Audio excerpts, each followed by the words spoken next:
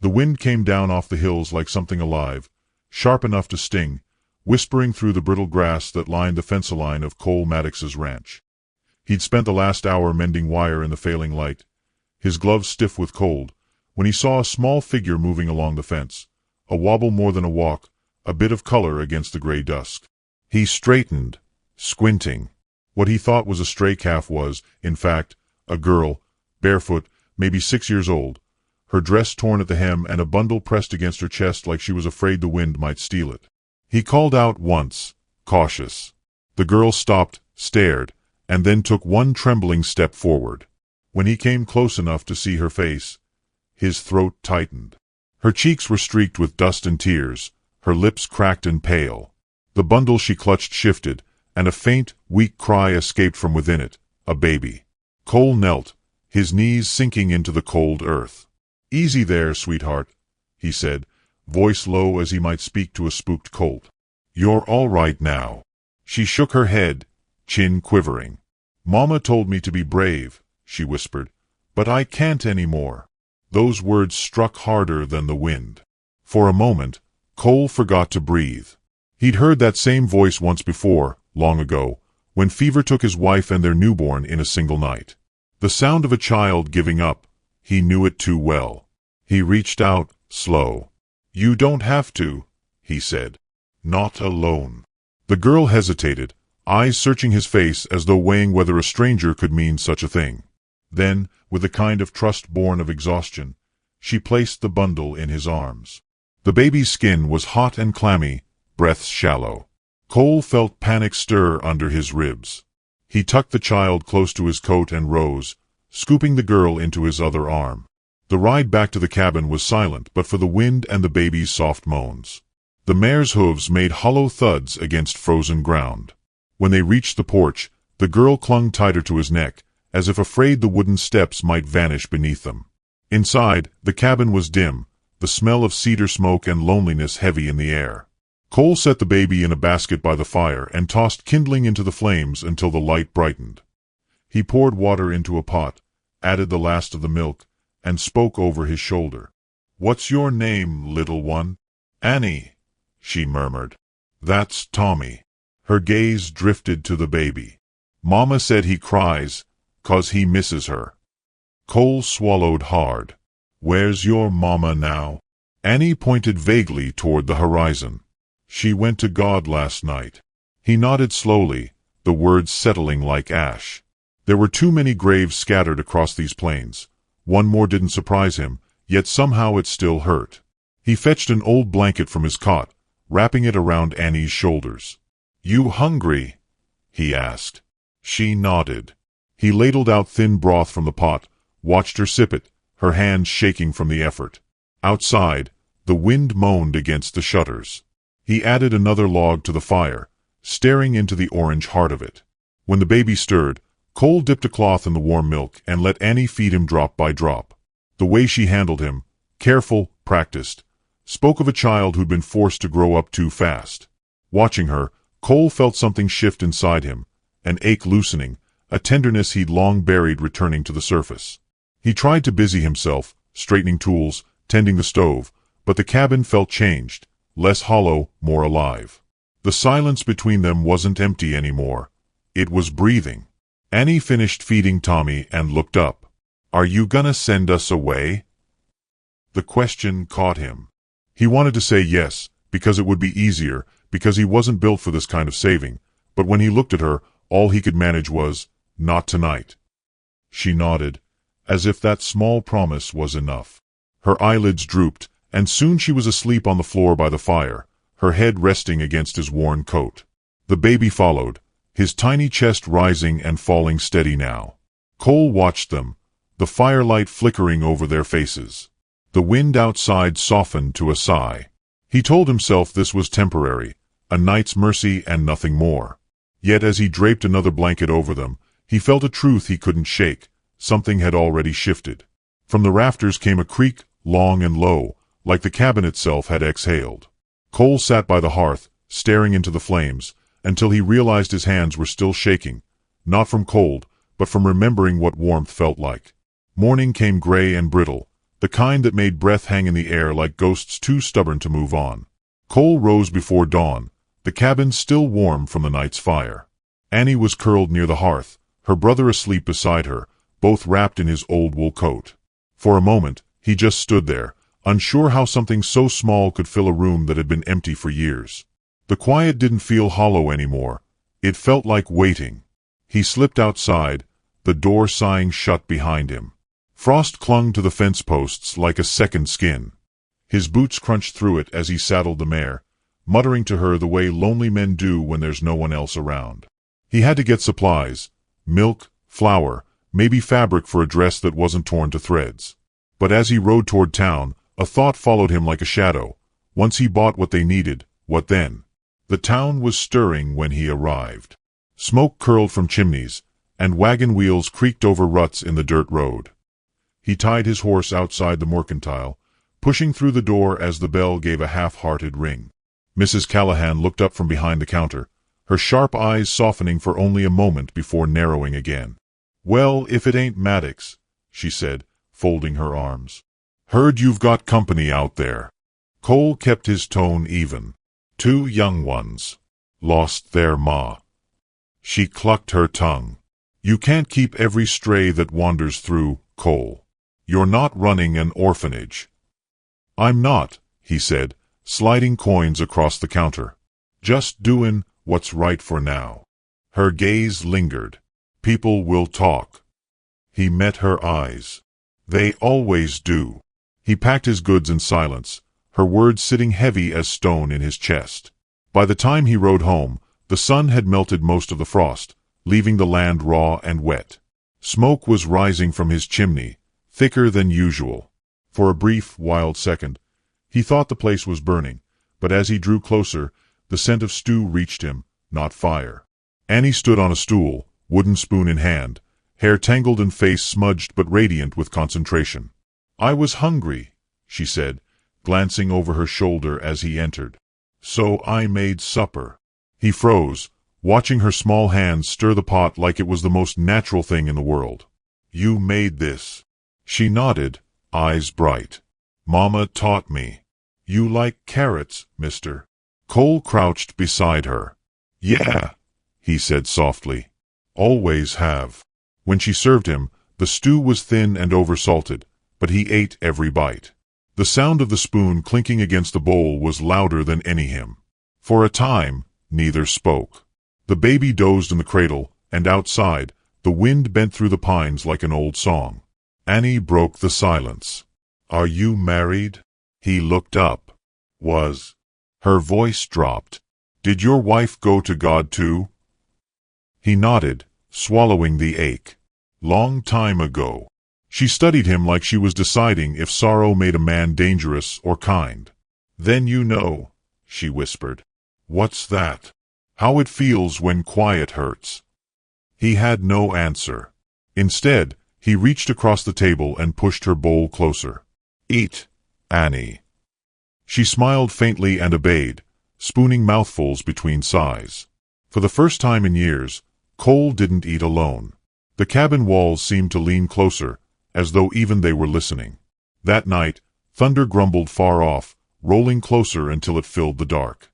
Annie woke crying, her tiny frame shaking.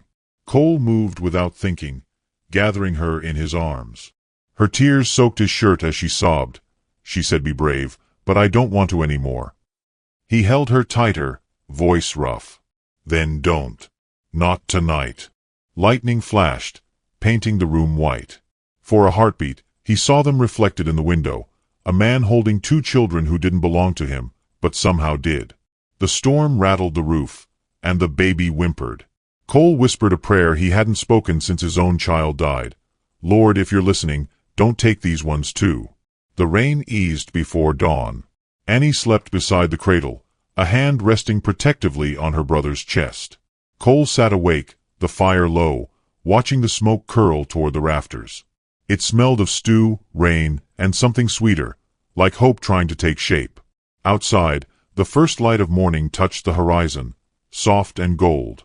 He rubbed his hands over his face, weary but alive, and realized something had changed. The ghosts that used to sit at his table had quieted. In their place, the air carried a new sound, a child's steady breathing, a life waiting for him to decide if he was strong enough to keep it. Sunday morning dawned pale and still, the kind of quiet that made a man uneasy. Cole had saddled the mare for a ride to the river when he heard hooves on the ridge. Steady, deliberate, not the sound of a wanderer but of a man with a mission. He turned to see Reverend Hale approaching, his long coat flapping like a black flag in the wind. The preacher's horse gleamed with dusted frost.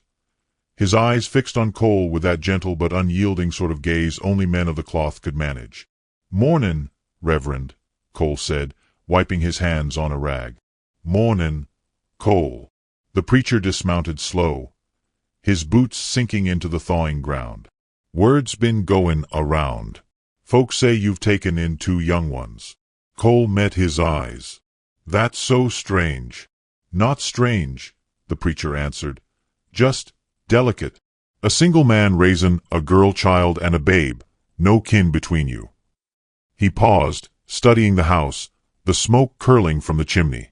"Children need proper homes, Cole, and proper hands to raise 'em." Cole's jaw flexed. "They've got hands keepin' 'em fed and warm. Seems proper enough." The preacher sighed, setting his hat against his chest. "I know your heart means right, but the Lord's way is clear. Family must rest on lawful ground." Cole turned toward the corral, unwilling to let the man see the frustration rising in him. "The Lord's way also says to shelter the wanderer," he muttered. Reverend Hale hesitated. "You think I don't know compassion? But mercy doesn't mean lawlessness."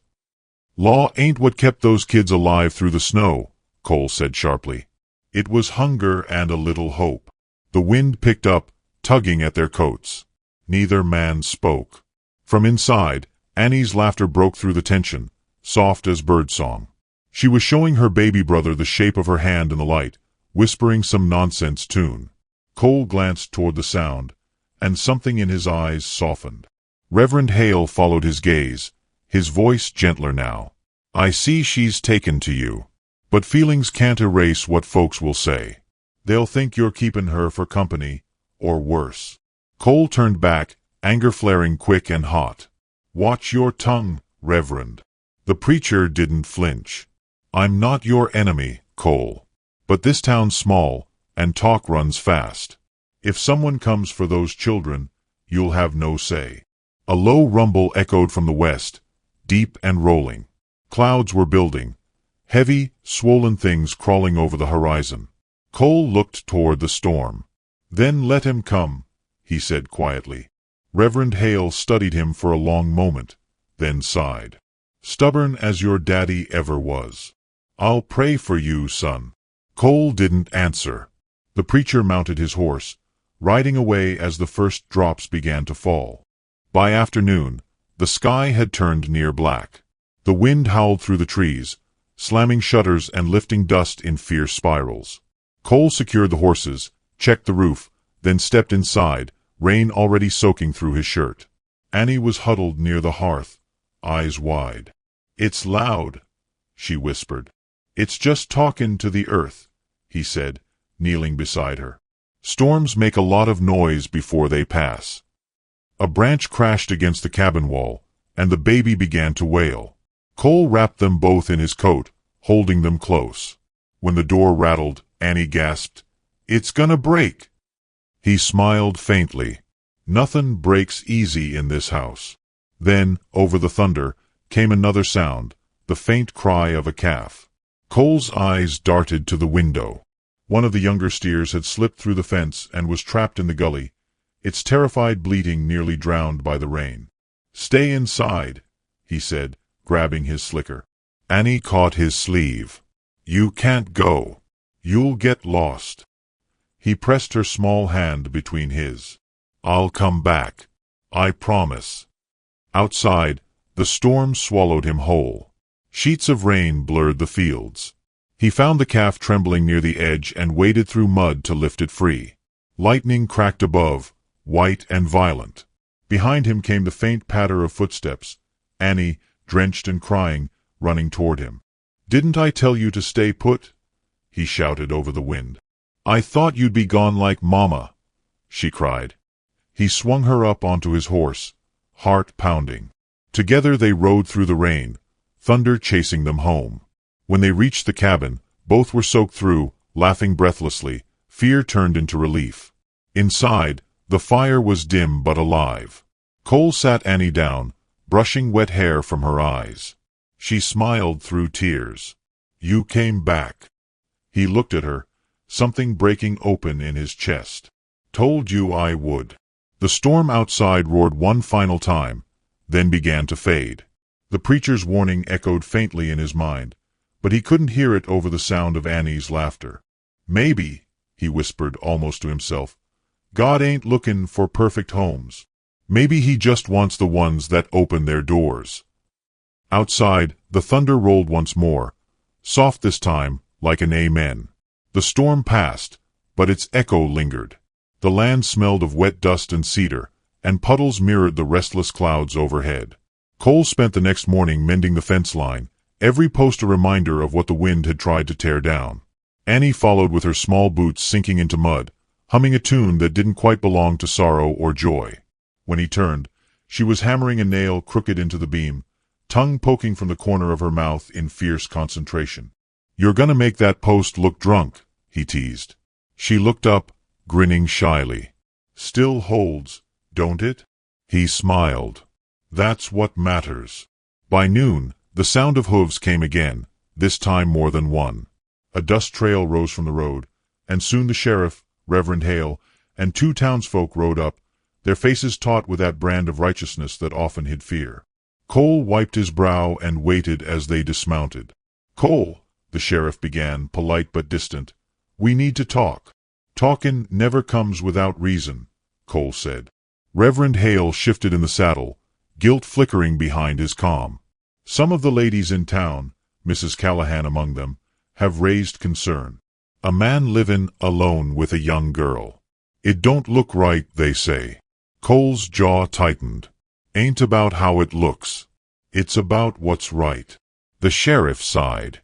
"Maybe so, but talk spreads faster than truth. The town council's meeting tonight. They aim to decide if the children ought to be placed elsewhere." Annie's small voice broke in. "We don't want to go." She stood behind Cole, her hand gripping the back of his coat. "He keeps us warm. He tells the truth. That's more'n some folks do." The men exchanged glances. Cole looked at her, then back at them. "You can tell your council," he said quietly, "that no law made by men will take kindness out of my house." The sheriff's expression softened, almost regretful. "I'll tell them. But you'd best come to speak for yourself." That evening, the town gathered inside the old meeting hall.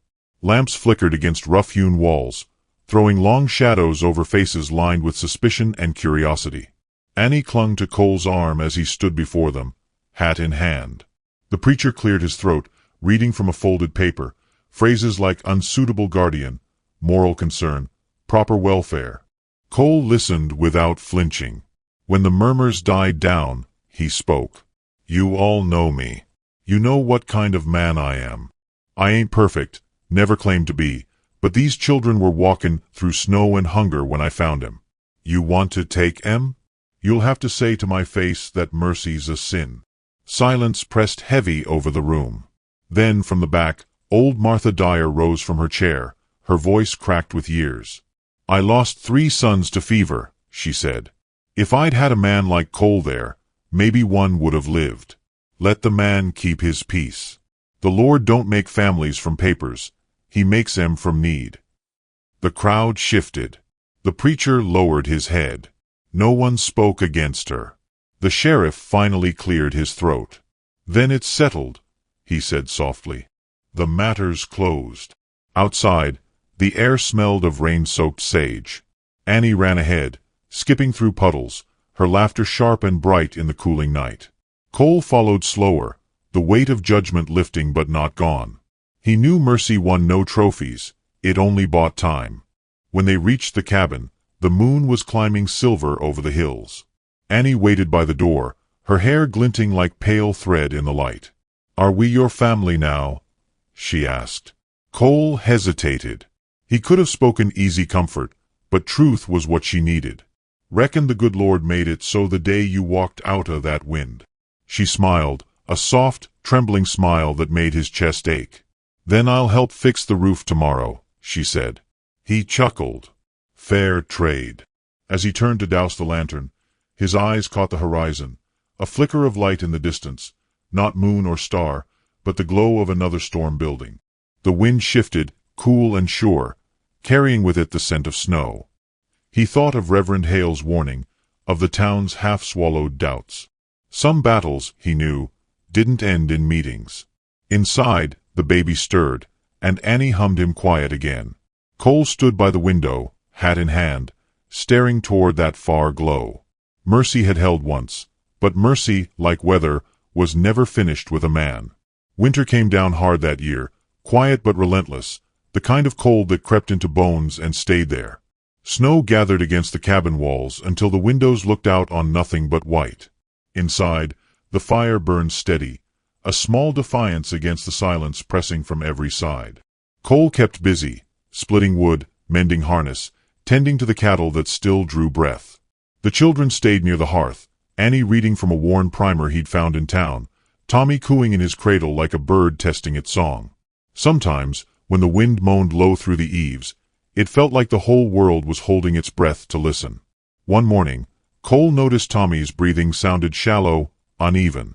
The boy's tiny chest rose with effort, a rasp beneath every breath. Annie's face went pale. "He's just tired," she whispered, as if saying it softly might make it true.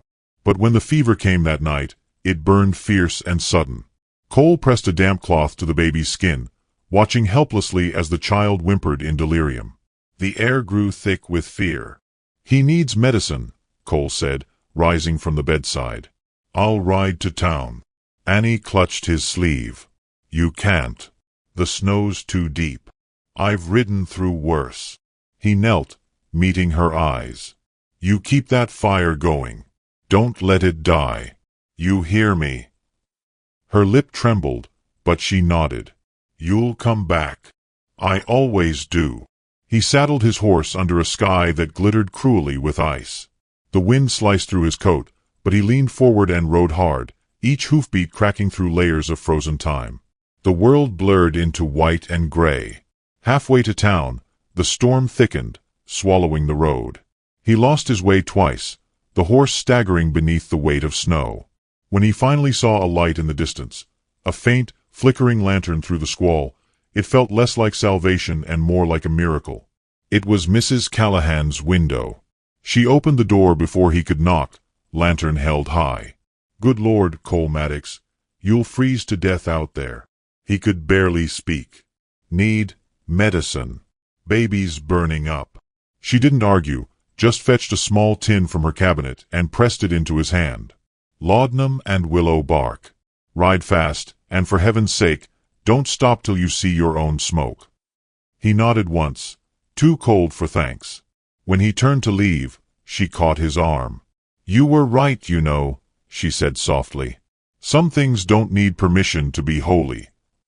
He didn't look back. By the time he reached the cabin, dawn was bleeding pale light over the hills. His horse stumbled, spent, and Cole half fell into the snow before dragging himself to the door. Inside, the fire was still alive.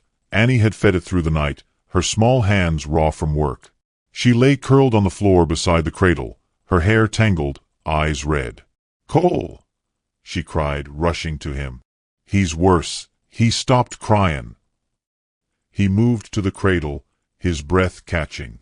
Tommy lay still, lips dry, skin white as linen. Cole knelt, shaking hands fumbling with the medicine. "Come on, little man," he murmured, tipping a drop against the boy's tongue. "Don't you quit on us now." Minutes passed like hours. Annie knelt beside him, whispering the lullaby her mother used to sing, voice thin but steady. Then, faintly, the baby stirred, a cough, then a small whimper. His chest rose, slow but sure. Annie gasped, tears flooding down her face. Cole closed his eyes and let out a sound halfway between a prayer and a sob. When the crisis passed, the room fell quiet again. The firelight flickered over their faces, gold against exhaustion. Annie leaned her head against his arm. "Mama said brave means not cryin'," she whispered. "But I think it means not givin' up." He looked at her, voice rough. "Reckon your mama was wise." She reached into her pocket and pulled out something small, a tin button dulled by years of touch. "It's from her dress. She said whoever's kind gets to keep it." She placed it in his hand, closing his fingers around it. "You keep it now." Cole stared at the little button, its edge catching the firelight. He wanted to speak but couldn't. So he set it carefully on the mantel, beside a cracked cup and a sprig of dried lavender. Small things that somehow meant the world. Outside, snow began to fall again, softer this time. The cabin glowed warm against the pale morning. Annie dozed in the chair, Tommy breathing steady in the cradle. Cole sat by the fire, eyes half closed, listening to the rhythm of their lives settling into his own. Through the window, he could see the faint trails of smoke rising from neighboring homes. Maybe, he thought, the town was watching, waiting to see if this strange little family would make it through the winter. Maybe they'd understand one day that mercy didn't need to be explained. He reached for another log, feeding the fire till it roared, light dancing along the walls.